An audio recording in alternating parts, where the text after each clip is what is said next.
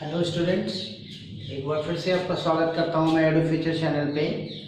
आज जो मैं आपके सामने टॉपिक डील करने जा रहा हूं वो topic acid base and salt से रिलेटेड है और हम लोग पढ़ने जा रहे हैं सोडियम हाइड्रोक्साइड के बारे में।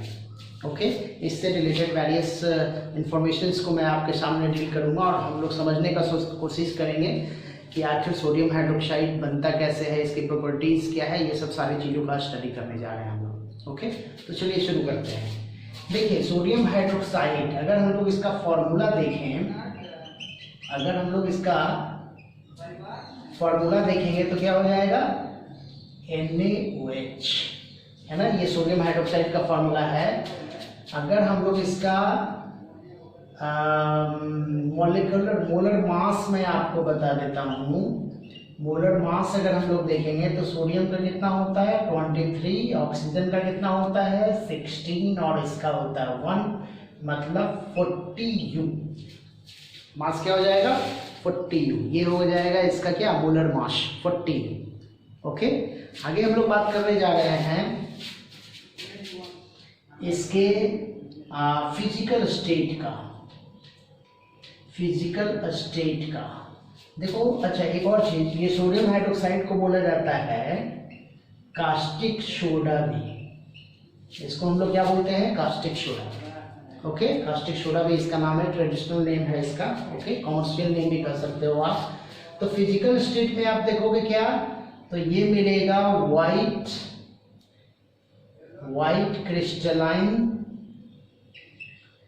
क्रिस्टलाइन सॉलिड है और इसमें डेलिक्वेसेंट प्रॉपर्टी भी पाई जाती है।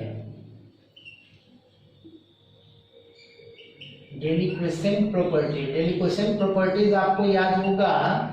देखिए, डेलिक्वेसेंट प्रॉपर्टीज को हम लोग क्या बोलते हैं, जनरली बोलते हैं क्या कि ये वाटर को एब्जॉर्ब करता है ना। क्या करता है, एब्जॉर्ब वाटर फ्रॉम सराउंडिंग्स, है ना। सराउंडिंग से वाटर को एब्जॉर्ब करता है। इसी टाइप की प्रॉपर्टी सोडियम क्लोराइड में भी पाई जाती है ना। This property also occur in sample of common salt, है ना। कॉमन सॉल्ट जो है उसमें भी ये प्रॉपर्टी पाई जाती है। क्यों पाई जाती है, क्योंकि कॉमन सॉल्ट के अंदर कुछ इम्प्योरिटीज होता है सोडियम और ये मैग्नीशियम और कैल्शियम के क्लोराइड का। एक्चुअली में it consist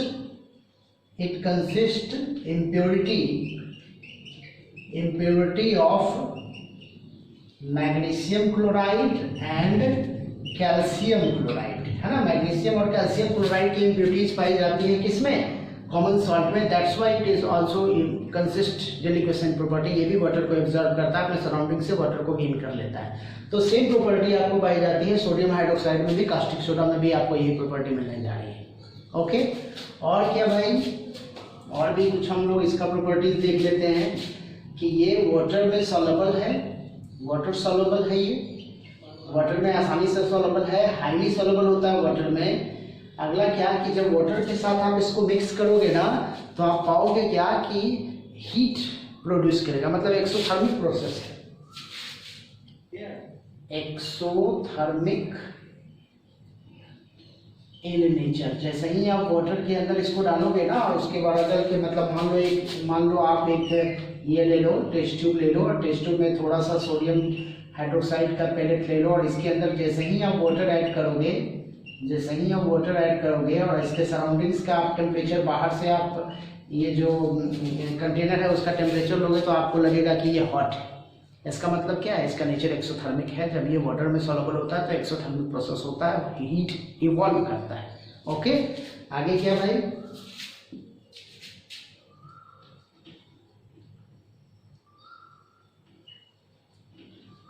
soppy to touch, है ना। जब आप इसको टच करोगे ना तो स्लिपरी टच का होगा। हालांकि आप डायरेक्टली वे में टच नहीं कर सकते हो। अगर कॉन्सेंट्रेटेड सोडियम हाइड्रोक्साइड है तो इसको टच करना बेवकूफ़ी है, क्योंकि इससे आपका कोरोशन हो सकता है, हाथ जल सकता है, आपका इन्फ्लेमेशन कॉज करता है।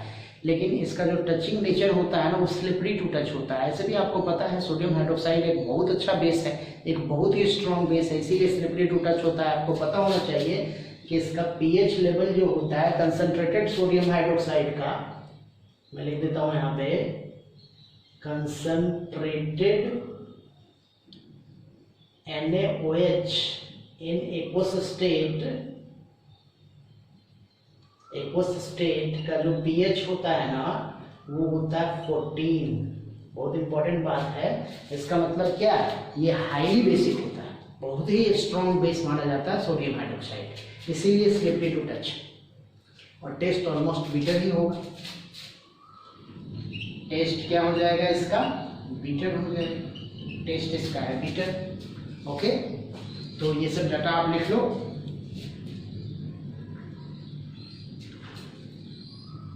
हो गया। तो अब अच्छा एक और मैं बात बता देता हूँ, इसका मैं मेल्टिंग पॉइंट बता देता हूँ। लगभग होता है 318 डिग्री सेल्सियस, 318 डिग्री सेल्सियस इसका मेल्टिंग पॉइंट। ओके, तो ये हो गया इसका फिजिकल नेचर के बारे में। अब हम लोग बात कर लेते हैं इसके सिंथेसिस के बारे में, how it can be prepared. तो प्रिपरेशन देखते हैं हम लोग।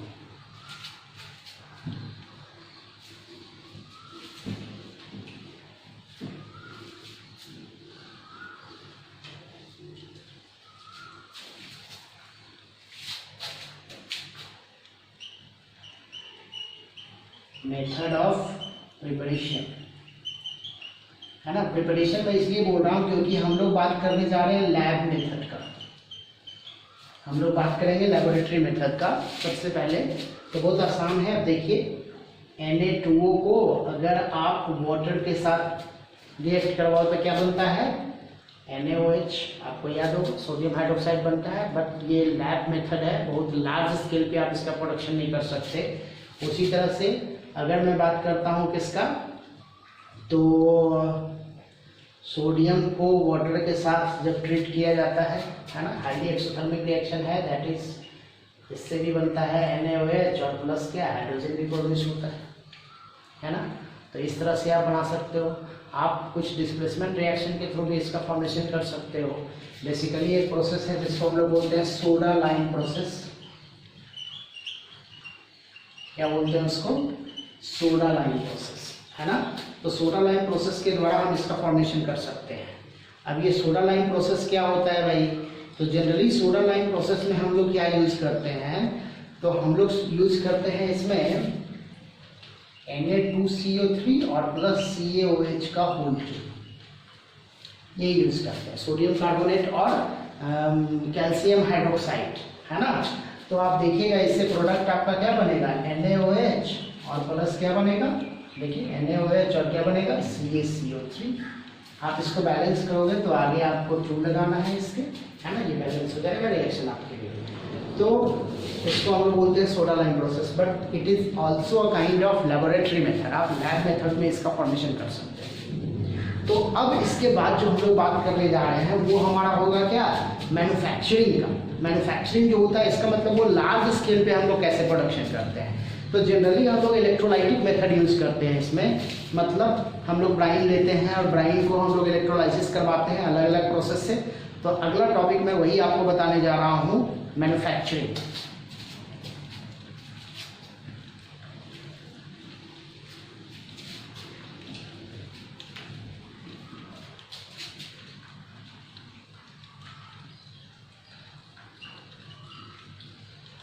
मैन्युफैक्चरिंग मतलब लार्ज स्केल प्रोडक्शन।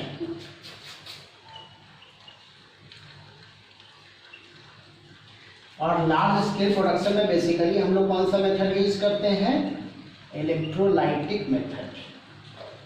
ओके, इसी इलेक्ट्रोलाइटिक मेथड में बहुत सारा मेथड यूज किया जाता है। एटलीस्ट मैं आपको दो मेथड जरूर बता दूंगा। एक होगा ब्राइन का डायरेक्टली इलेक्ट्रोलाइसिस करवाते हैं हम लोग, और एक होता है नेल्सन सेल्स के अंदर करवाते हैं। तो हम लोग इसी को देख रहे हैं। अब इलेक्ट्रोलाइटिक मेथड में हम लोग क्या करते हैं ना कि ब्राइन लेते हैं। ब्राइन आपको याद होगा, ब्राइन क्या होता है, saturated solution of NaCl with water, है ना। वाटर के साथ NaCl का जो सेचुरेटेड सॉल्यूशन लेते हैं उसी को हम लोग बोलते हैं ब्राइन। तो ब्राइन को हम लोग क्या करवाते हैं भाई, इलेक्ट्रोलाइसिस करवाते हैं। ब्राइन को हम लोग इलेक्ट्रोलाइसिस करवाते हैं। इलेक्ट्रोलाइसिस करने का मतलब क्या हुआ, इलेक्ट्रो मतलब क्या हो गया, इलेक्ट्रिसिटी, उसी से रिलेटेड टर्म। और लाइसिस का मतलब होता है ब्रेक डाउन, मतलब इलेक्ट्रिसिटी के प्रेजेंस में इसको ब्रेक डाउन करवाते हैं। तो इलेक्ट्रिसिटी के प्रेजेंस में जब आप ब्राइन को ब्रेक डाउन करवाओगे ना तो आपको मिलेगा सोडियम हाइड्रोक्साइड, साथ में मिलेगा हाइड्रोजन गैस और साथ में मिलेगा आपको क्लोरीन गैस। क्या मिलेगा, क्लोरीन गैस। ओके, ये 3 बेसिक प्रोडक्ट आपको मिलते हैं। अगर हम लोग रिएक्शन के थ्रू देखें तो NaCl और H2O, इसी को हम लोग ब्राइन बोलेंगे, और इसका हम लोग क्या करवाएंगे, इलेक्ट्रोलाइसिस करवाएंगे। तो इलेक्ट्रोलाइसिस करवाने के बाद हमको क्या मिलता है, NaOH मिलेगा एक्वस स्टेट में, साथ में मिलेगा हाइड्रोजन और क्लोरीन। देखिए यही प्रोडक्ट आपको मिलने जा रहा है। ओके, तो ये है इलेक्ट्रोलाइसिस मेथड। आप जल्दी से इसका स्क्रीनशॉट लो तो फिर मैं आपको इसका डिटेल करता हूँ, इसके आगे का चीज मैं बताता हूँ। चलिए आगे बढ़ते हैं हम लोग। इसी इलेक्ट्रोलाइसिस को मैं डिटेल करने जा रहा हूँ।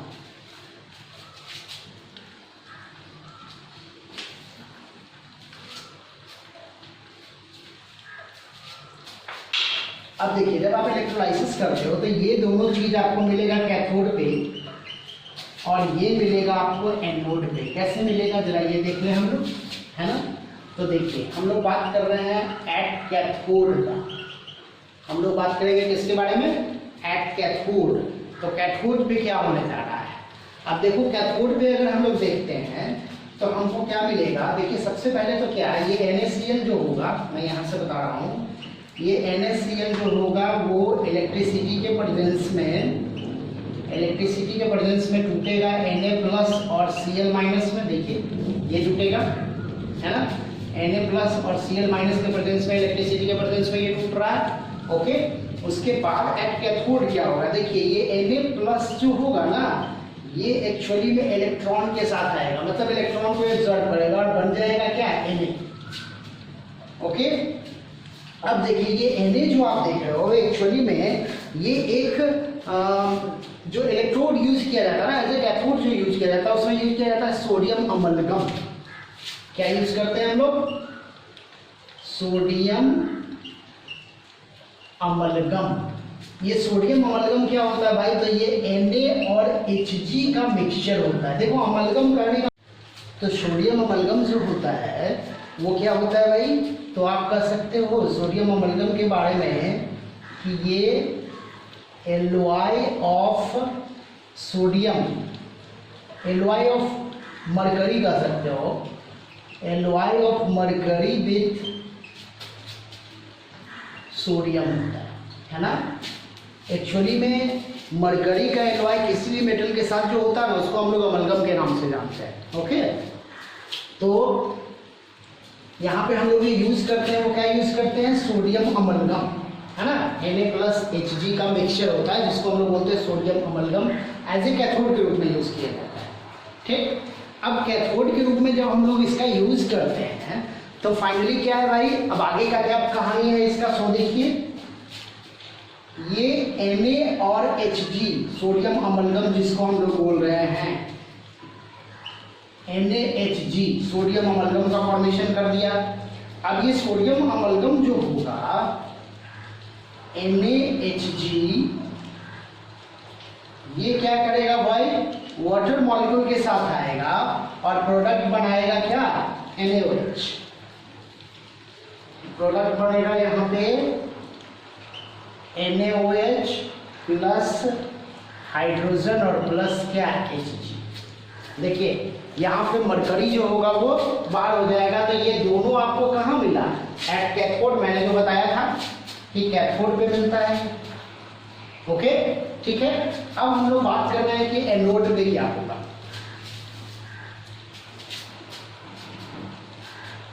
अब हम लोग बात कर रहे हैं एट एनोड। तो एनोड पे आपको कौन मिलेगा, क्लोरीन मिलेगा। Cl2 जो था वो एनोड पे मिल रहा था, तो कैसे मिलेगा भाई, तो 2Cl- NaCl जो डिसोसिएट किया, देखिए यही 2Cl- जो होगा ये क्या करेगा भाई, ये कन्वर्ट करेगा किसमें, Cl2 में, और प्लस क्या, 2 इलेक्ट्रॉन। ओके, और यही इलेक्ट्रॉन जो होगा वो इन्वॉल्व करेगा इसके अंदर, ठीक है। तो ये हुआ क्लोरीन गैस का इवोल्यूशन हुआ किसके ऊपर, एनोड के ऊपर, और सोडियम हाइड्रोक्साइड और हाइड्रोजन का इवोल्यूशन जो हुआ वो किसके ऊपर हुआ, कैथोड के ऊपर। क्लियर है। तो ये हुआ electrolytic method of obtaining sodium hydroxide by the using of Bryan. हम लोग ने जो यूज किया वो किसकी वजह से किया, किससे किया, ब्राइन से, है ना। ब्राइन का जब इलेक्ट्रोलाइसिस करवाते हैं तो हमको 3 मेजर प्रोडक्ट मिलता है। सोडियम हाइड्रोक्साइड एक्वस स्टेट में मिलेगा, हाइड्रोजन मिलेगा, तो सोडियम हाइड्रोक्साइड और हाइड्रोजन मिलेगा कैथोड के ऊपर। ये सब इंपॉर्टेंट है, ऑब्जेक्टिव क्वेश्चन बनता है इससे। और क्लोरीन मिलेगा किसके ऊपर, कैथोड के ऊपर, सॉरी क्लोरीन मिलेगा एनोड के ऊपर, और सोडियम हाइड्रोक्साइड और हाइड्रोजन जो मिलेगा वो मिलेगा कैथोड के ऊपर। और जो एज ए इलेक्ट्रोलाइट के रूप में हम लोग जो कैथोड यूज करते हैं, वो कैथोड का जो प्लेट होता है वो बेसिकली किसका होता है, सोडियम अमलगम का, ठीक है। आगे बढ़ते हैं हम लोग। अब हम लोग बात करेंगे इसी का एक और method, that is called Nelson cells method.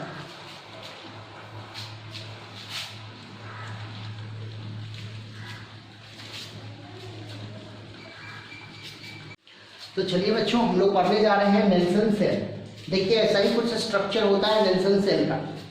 आप देख रहे होंगे कि नेल्सन सेल में एक स्टील का ये पूरा का पूरा सेट होता है, पूरा का पूरा स्टील का पूरा सेटअप होता है। उस स्टील के सेटअप में आपको क्या मिलेगा भाई, तो देखिए इसके अंदर में यू शेप्ड एक कंटेनर होता है। ये यू शेप्ड कंटेनर जो होता है ना, वो बना हुआ होता है एस्बेस्टस डायफ्राम का, एस्बेस्टस का बना हुआ होता है। और इसके अंदर हम क्या डाल देते हैं, तो इसके अंदर हम इंट्रोड्यूस कर देते हैं किसको, तो ब्राइन को। फ्रेशली प्रिपेयर्ड ब्राइन जो है ना, वो आप इसके अंदर इंट्रोड्यूस करते हो। तो फ्रेशली प्रिपेयर्ड ब्राइन को जैसे ही आप इसके अंदर इंट्रोड्यूस करोगे, अच्छा ये आपका कार्बन का इलेक्ट्रोड है। ये इलेक्ट्रोड आपका जो है वो क्या है, एनोड के रूप में है किसका, कार्बन का। ओके, तो कार्बन का इलेक्ट्रोड हम लोग यूज करते हैं। और फाइनली क्या करते हैं, ब्राइन के अंदर जैसे ही आप इसको डालोगे क्या होगा, प्रोसेस ऑफ इलेक्ट्रोलाइटिक शुरू हो जाएगा। जो अभी मैंने बताया कि इलेक्ट्रोलाइसिस प्रोसेस जो होता है वो शुरू हो जाएगा। तो NaCl और H2O का जब इलेक्ट्रोलाइसिस होगा इस सेल के अंदर, तो क्या मिलेगा, फिर से वही NaOH plus H2 plus Cl, यही प्रोडक्ट आपका मिलना है। NaOH और H2 जो आपको मिलना है वो कहाँ मिलेगा, तो ये मिलेगा आपको किसके ऊपर, कैथोड के ऊपर, और ये मिलेगा किसके ऊपर, एनोड के ऊपर।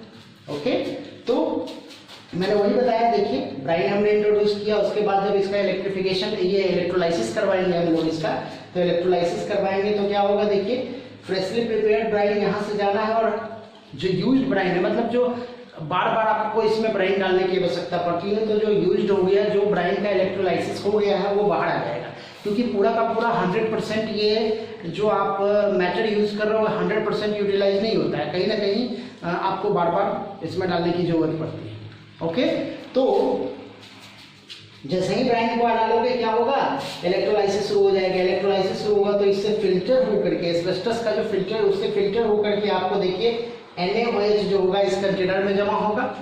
ओके, और क्या होना है भाई, तो अच्छा ये इसके ऊपर में आप देख रहे होगे ना, ये जो आप देख रहे हो ये परफोरेटेड स्टील का कैथोड है।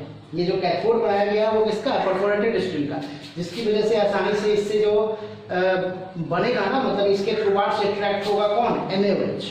ओके, और जो हाइड्रोजन रिलीज होगा, देखिए हाइड्रोजन रिलीज होकर के आपको अलग से कंटेनर में आ जाएगा। तो इस तरह से हमारा ये 3 प्रोडक्ट मिलता है किसमें, by the process of Nelson cell. ये जो मैंने बताया वो क्या था, नेल्सन सेल था।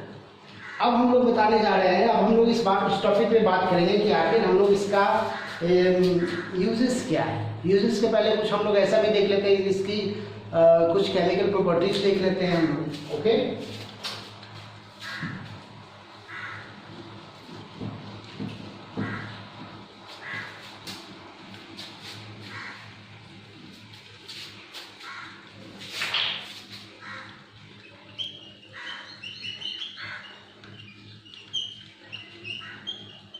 तो मैंने अभी आपको बताया कि ये कैसा नेचर का होता है, बेसिक नेचर का होता है, बेस है, बेसिक नेचर का होता है। इसका मतलब क्या होगा, पीएच पेपर का कलर इसमें कैसा हो जाएगा, ब्लू। पीएच पेपर को कैसे कर देगा, ब्लू कर देगा। अगर हम लोग देखते हैं फिनोल्फथालीन का,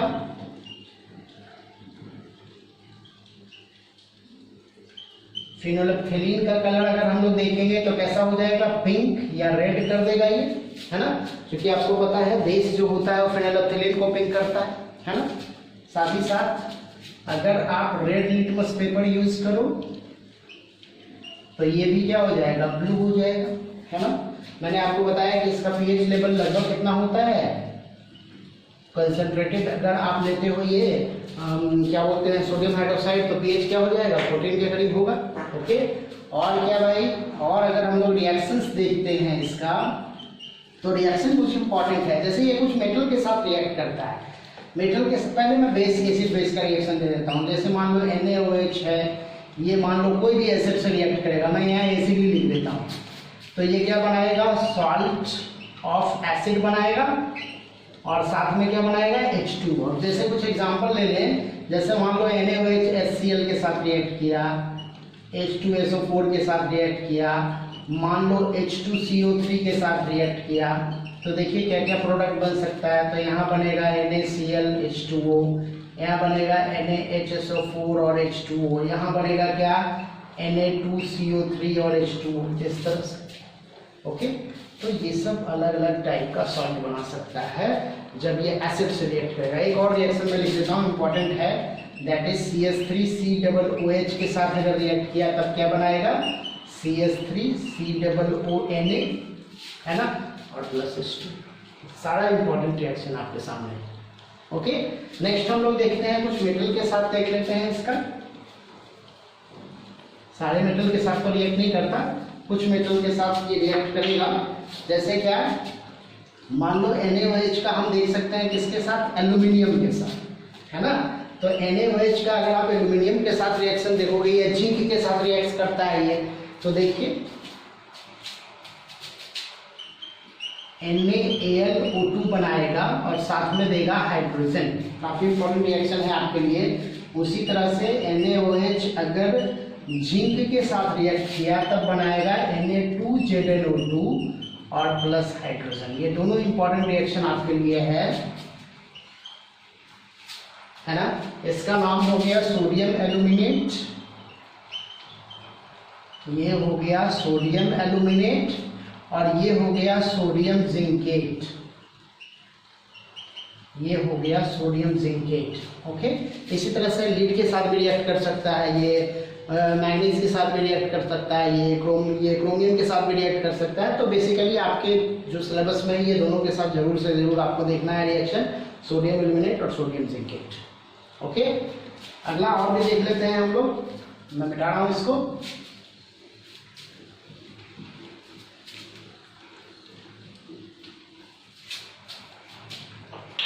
अब हम लोग इसका देख रहे हैं क्या, यूजेस। आखिर इसका यूज क्या है, सोडियम हाइड्रोक्साइड का क्या यूज है। देखिए, सोडियम हाइड्रोक्साइड का बहुत ही ज़्यादा यूज माना जाता है केमिस्ट्री के पर्पस में। जैसे ये यूज मैं आपको बता रहा हूँ, पहला क्या हो गया भाई, सोप एंड डिटर्जेंट, है ना। सोप और डिटर्जेंट बनाने में सोडियम हाइड्रोक्साइड का यूज किया जाता है। नेक्स्ट अगर हम लोग देखेंगे तो आप टेक्सटाइल इंडस्ट्रीज में इसका यूज देखोगे,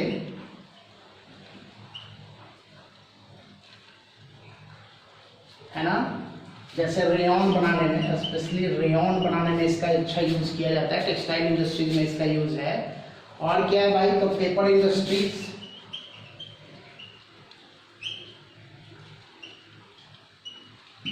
मेटलर्जी में आप पढ़ोगे इसका यूज होता है। मेटलर्जी में स्पेशली बॉक्साइट के प्यूरिफिकेशन में इसका यूज किया जाता है ना। बॉक्साइट का जब हम लोग कंसंट्रेशन करेंगे तो वहां पे देखिएगा सोडियम हाइड्रोक्साइड का यूज किया जाता है, तो मेटलर्जी में इसका यूज है। और क्या भाई,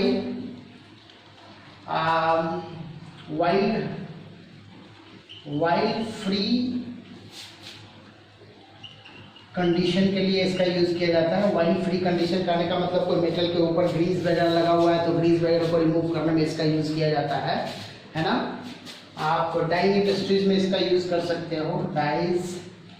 ब्लीचिंग में इसका यूज किया जाता है, bleaching purpose.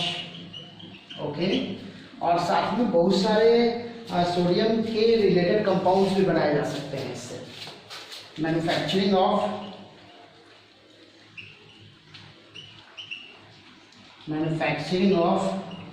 Different compounds of sodium, है ना, सोडियम के अलग अलग कंपाउंड्स का मैन्युफैक्चरिंग किया जाता है इसका। ओके, तो ये सब अलग अलग पर्पस है किसका, सोडियम हाइड्रोक्साइड का। साथ में हम लोग इससे रिलेटेड कुछ और भी देख लेते हैं, जैसे आपका हाइड्रोजन का क्या यूज है, इंपॉर्टेंट है ये। तो हाइड्रोजन का यूज क्या होता है भाई, तो मेकिंग अमोनिया, अमोनिया बनाने में देखिए हाइड्रोजन का यूज किया जाता है ना। और क्या एज ए फ्यूल के रूप में यूज करते हैं, as a fuel in rocket, rocket के फ्यूल के रूप में हाइड्रोजन का यूज किया जाता है ना।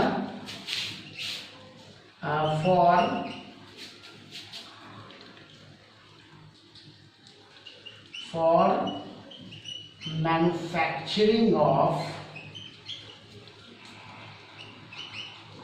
वेजिटेबल घी, जिसको हम लोग डालडा बोलते हैं, है ना।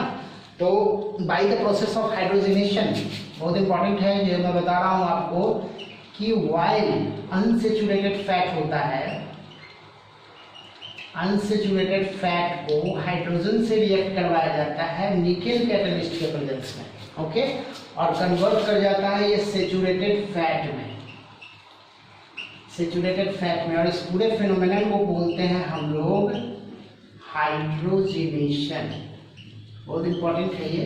तो हाइड्रोजनेशन पर्पस में इसका यूज किया जाता है हाइड्रोजन का।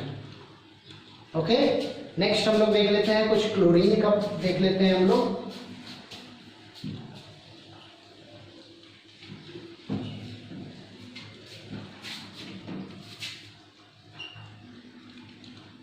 यूजेस देख रहे हैं क्लोरीन का।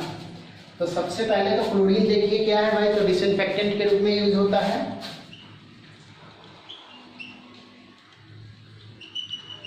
डिसइंफेक्टेंट के रूप में क्लोरीन का बहुत अच्छा यूज है, क्योंकि जनरली क्या होता है, जर्म फ्री बना देता है पूरे सिस्टम को, तो डिसइंफेक्शन के लिए इसका यूज किया जाता है।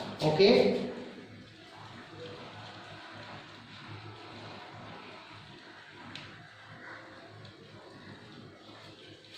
और क्या कर सकते हैं, हाँ, मेकिंग पीवीसी, क्लोरोफॉर्म, HCl, है ना, पीवीसी बनाने में, क्लोरोफॉर्म बनाने में, HCl बनाने में, ये सब बनाने में इसका यूज किया जाता है। साथ ही साथ इसका यूज होता है एज ब्लीचिंग एजेंट के रूप में, bleaching agent in paper industry,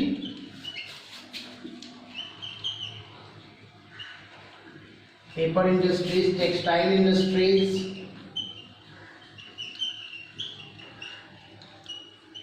है ना, पेपर इंडस्ट्रीज और टेक्सटाइल इंडस्ट्रीज में ब्लीचिंग एजेंट के रूप में यूज किया जाता है। और बहुत सारा कंपाउंड बनाया जाता है, जैसे जो क्लोरीन से रिलेटेड होता है, जैसे मान लो मैं आपको बात कर रहा हूँ CFC, मेकिंग वेरियस कंपाउंड्स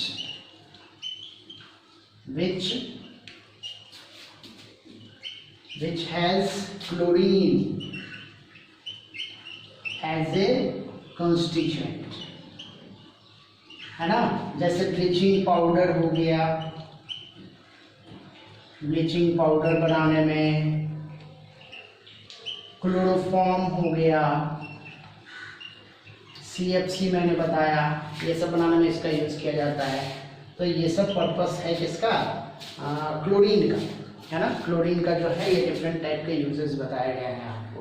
तो इस तरह से हम लोगों ने समझ लिया सोडियम हाइड्रोक्साइड और उसके जो वेरियस प्रोडक्ट आ रहे थे, जो बाई प्रोडक्ट थे, उसका भी हमने यूजेस पढ़ लिया। ओके, तो आई थिंक ये सारा टॉपिक आपको बहुत अच्छे ढंग से समझ में आ गया होगा। इसके बाद का जो हमारा होगा वो फिर और हम लोग आगे का सॉल्ट पढ़ेंगे, जैसे आपको सोडियम बाइकार्बोनेट पढ़ना है, वॉशिंग सोडा Na2CO3 10H2O के बारे में पढ़ना है, बेकिंग सोडा जैसे मैंने बताया सोडियम बाइकार्बोनेट के बारे में पढ़ना है, फिर हम लोग ब्लीचिंग पाउडर के बारे में पढ़ लेंगे। ये सारा टॉपिक आपको पढ़ना है इस चैप्टर से रिलेटेड। तो आई थिंक ये सारा टॉपिक आपको अच्छे ढंग से समझ में आ गया होगा। और अगर आपको ये टॉपिक अच्छे ढंग से समझ में आ रहा है तो आप अपने दोस्तों के साथ इस चैनल को ज़रूर से ज़रूर शेयर कीजिए, क्योंकि ये एक अपने आप में मैथ और साइंस का बहुत ही फुल मतलब मैटर वाला एक चैनल है, क्योंकि इसमें मैथ की भी पढ़ाई हो रही है और साइंस की भी पढ़ाई हो रही है अप टू 8, 9, 10 के लिए। तो ये आपके लिए हमेशा और हमेशा काफ़ी इम्पोर्टेंट होगा और हमेशा आपके रिवाइज करने के लिए काफ़ी इम्पोर्टेंट माना जाएगा। तो बहुत बहुत धन्यवाद एडू फ्यूचर चैनल पर बने रहने के लिए।